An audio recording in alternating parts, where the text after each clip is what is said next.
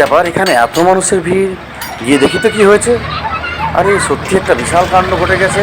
একটি ট্রাক্টর গর্তে নেমে গেছে এবং সেই ট্রাক্টর থেকে আর একটি ট্রাক্টর তোলার চেষ্টা করছে। দেখা যাক শেষ পর্যন্ত কি হয়।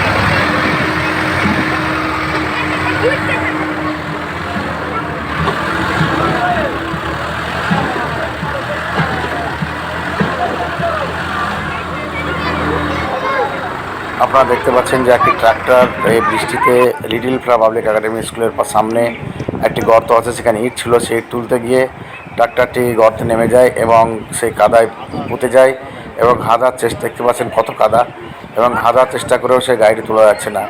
তবে দেখা যাক শেষ পর্যন্ত কি হয়, গাড়িটা কি আদৌ উঠবে। দেখা যাক কি হয়। আবার চাপ করা হলো গাড়ি।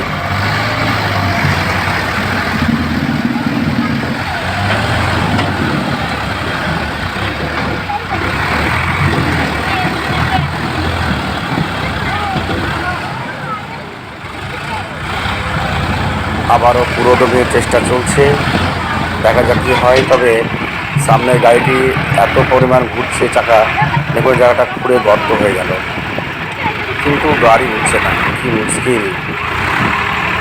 আদৌ গাড়ি উঠবে? আচ্ছা বলুন তো, চাকাটা পিছন দিয়ে ঘুরছে না সামনে দিয়ে ঘুরছে?